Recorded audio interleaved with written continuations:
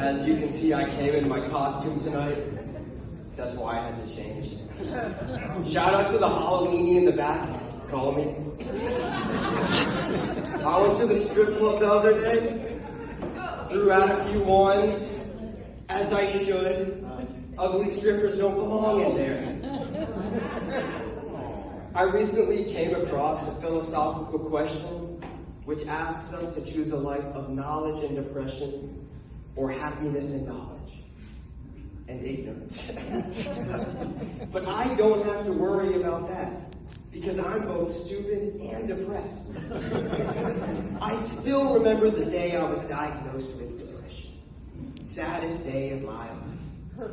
In terms of my ignorance, God did give me a little bit of intelligence. But it's just enough to make me realize I'm stupid. And I think that's where the depression comes in, right? Like every time I try to tie my noose, I forget what I'm doing. But don't make fun of suicide. It's not funny, right? And I wish I could help those people in need, but I can't, because I still need to help myself first, right? But let's be honest. I'm a very deflective person, so I end up making fun of them anyway to make myself feel better. And I'll practice what I'm going to say to them in the mirror, like, how many suicidal people does it take to change a light bulb?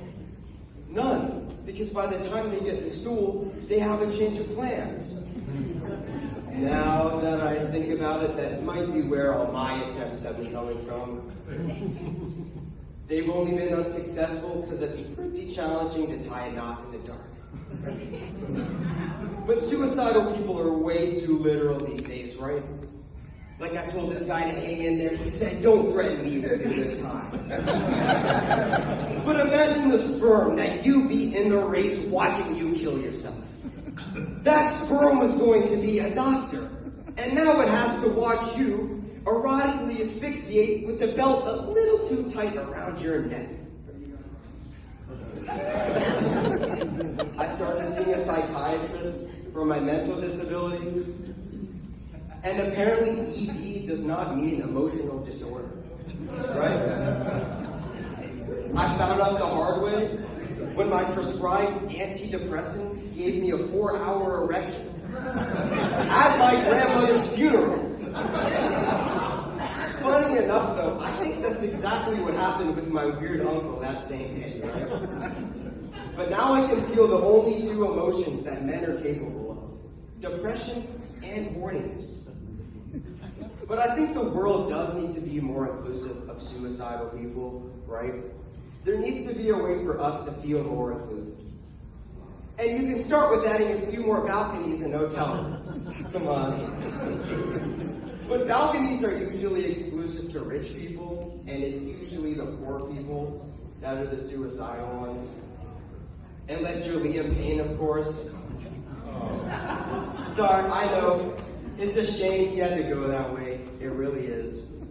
See, I was trying to strangle him, but hey, at least he followed his legacy and went one direction all the way to the end. Oh, man. Tough crowd. But I guess that's just the story of his life, right? Alright. I was at school the other day. Throwback to like everyone here. But I went to the bathroom, and guys have this one rule with urinals, right? You don't use the one next to one that's already being in use. You don't do it, right? So I was standing there, just doing what I gotta do. But someone walked right up next to me, and I don't know what was weirder. The fact that it was my teacher, or the fact that I had no idea that she had a dick. And let me tell you, before I could ask her to transfer to another urinal, the elephant was already out in the room. And let me tell you, when I looked over, that shit was out. But one thing still concerned me, right? Don't women usually want to go into the women's bathroom? That means she found something special in the men's bathroom. And let me tell you, whatever she found special, I'm still looking for it, right? The only thing special in the men's bathroom is the mentally challenged kid who's peeing all over the seats. And once again, I'm sorry, it's pretty hard to aim on an ED pill. That's my time, thank you.